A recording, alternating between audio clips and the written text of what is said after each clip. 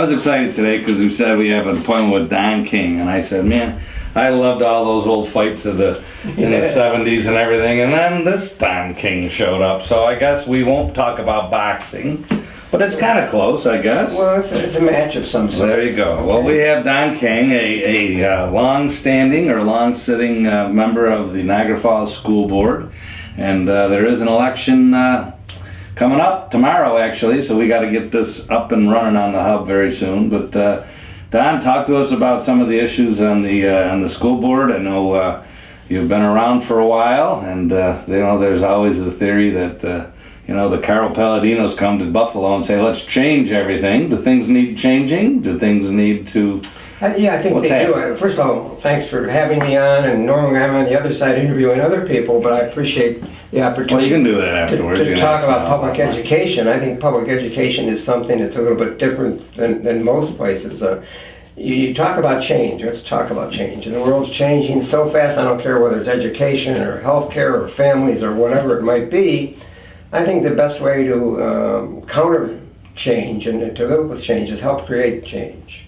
And it's going to happen one way or the other, and so that's one of the reasons that I stay involved and keep involved, whether it's the hospital or the school system or the library or the YMCA or Niagara University, whatever it might be. They're all changing. It's changing rapidly.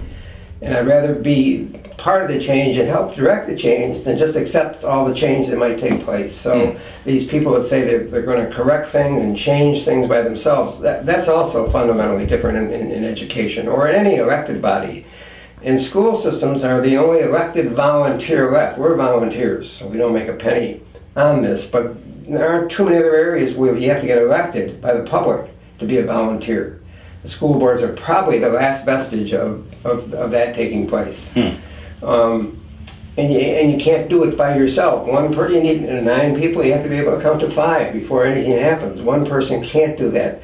I think one of the fallacies of education, or even a guy with his experience, that you get on a school board and people get elected and they think they become an automatic expert, if you will, in education. That's the furthest thing from the truth when you see elected officials today and what they think they are, because they have a few people, maybe popular people, that vote for them, so to speak. But one person's not going to change it. They might be able to enlist the rest of the board or get a coalition from the board members to make change and help change, but one person can't change it all. The superintendent, of course, has to buy in. There's lots of checks and balances.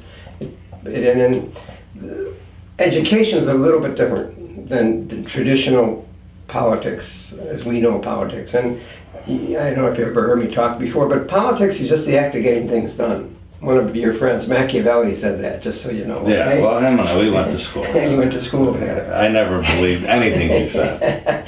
Anyway, it's just the act of getting things done, and education should be held to a higher standard. I've always thought, I'd like to ask the people who are running for the school board, when's the last time they read the New York Times? It would be interesting to see what happens. But we should hold people involved in your child's and all children's education to a little higher standard of anything, and I expect that. I'm held to I expect to be held to a higher standard. But as you mentioned, immediately someone's elected, are they an expert in education? How does a board who aren't experts in education, how do they affect the kind of change or direct the kind of things that we need for our education?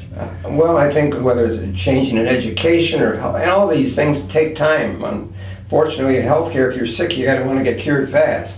In education, it's a little bit different because the doctors in education, the primary doctor in education is the family. And if the families are messed up, kids most of the time get messed up to some degree. There are exceptions, and you see these young people that do so well. And you talk about, you see some of the rankings and everything else and where Niagara Falls fits.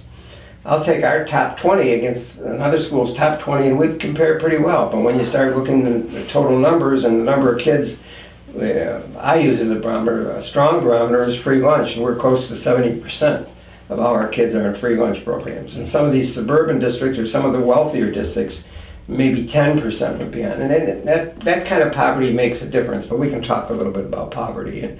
And the family, until the families straighten up, the home is the child's first teacher, and it's so fundamental, so basic. It's going to take some time. education financing is voodoo. You still can't figure it out. I've been there a long time, and it's changing dramatically, and there's court cases and all that kind of stuff. So you have to have patience, you have to be a good listener, you have to have a good team. All these things are going to help initiate change or present the change. Then whether they adopt it, that's another story. Now, what issues are presenting themselves specific with this election and going forward with this group? What are you making decisions on? Paint color of the hallways or what? I think that kind of thing. The other words, and I'm probably one of the few will talk about something like this, of staying strategic and becoming tactical. Tactical is you mess with we're paying people lots of money to run our school system. And I would expect they should do it. We should tell them what we want, they should tell us how to do it. We should not be involved in the tactical day-to-day kind of operations. That's what we pay a lot of people for. If we stay strategic, and that's what a school board should do, a good school board.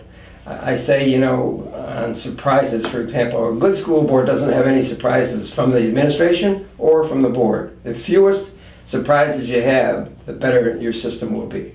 Mm-hmm. And but talking with you and just not talking to you, but talking with you and talking to your listeners, and hopefully people will comment about the involvement this time, which I haven't seen it in my 35 years to this extent, whereby one of the parties backed a candidate, and they've endorsed a candidate, and they pay for their advertising, whatever. I think it has no place in public education. I realize politics is the act of getting things done, and I'm a family politician. We all are, if we have families and are married and have families.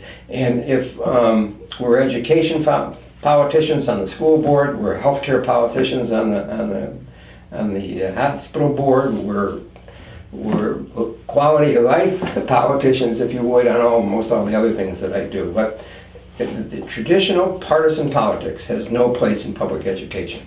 That means that every time you're going to vote, you're going to raise your hand, but wait, I got to make a call first and see what the party says I should go with, what position they should take. I think the independence of a school board person is so important, to make good common sense judgments, listening to lots of people. I say as I get older, I think I become a better listener. But that's so important. And then if you keep the tradition, God forbid if our Board of Education and our school district becomes a political football, traditional political football.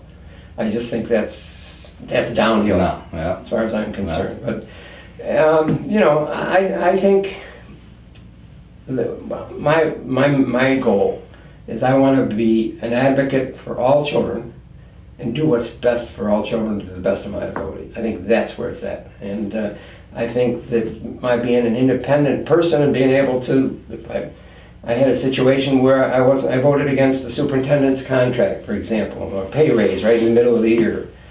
The president brought before the board without any discussion and wanted to get on the table and get it passed right away. I said, hey, wait a second. The process was wrong. The process was totally wrong. We should have been talking about it. We were thinking about doing a mid-year increase in salary.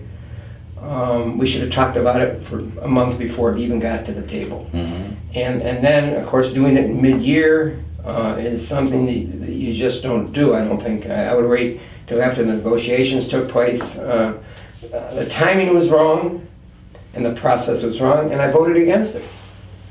And I think, I'm not against her getting a raise, because, that's the other thing about negotiations. And I'm giving you a primer in education, board education, very fast. When we negotiate, when they negotiate with the other units, the administration, they're also negotiating for themselves. Sure. Because in the long run, if we're going to give something to the units, they're also going to get something in return. And that's the way it is, and that's the way it should be. So how did that vote come out?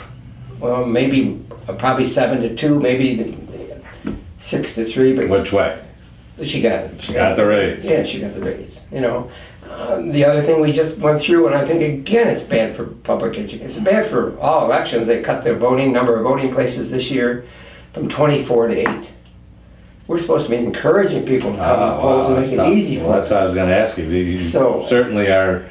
It didn't make any sense. And now if they wanted to do it, and we talk about it, if they wanted to stagger it this year, maybe take it down to 16 or 18, and next year down to 13 or 14, whatever, it would have made much more sense.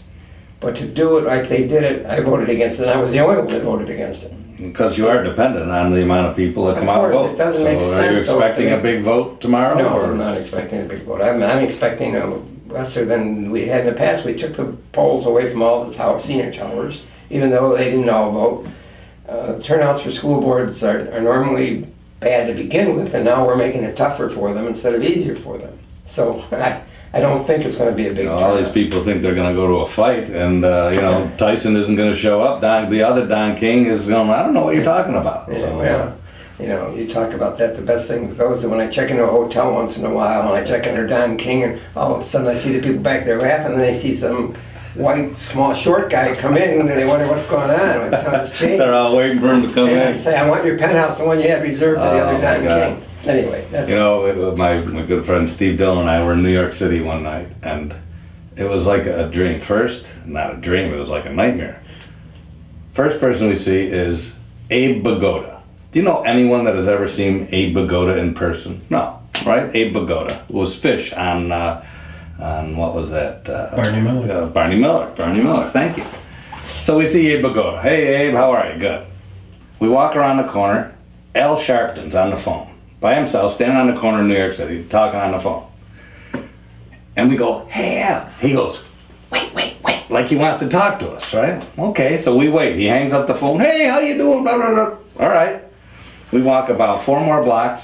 Here's Don King. Literally has his flags, and people are coming up to him. He's all by himself, and they're taking pictures with him. So why are we talking about that? I don't know, because you're here. That's why. But fine. that was a wild night. Abe Vigoda, Al Sharpton, and Don King. now you got the real Don King. There you go, the real deal. So, and we've had the real Don King for a while. We've got good benefits out of it. You've done good for this. I think so. Tom? You do what's right for. I think that's so fundamental. What I do for the school system, or been a part of what's being done for the school system. I think it's.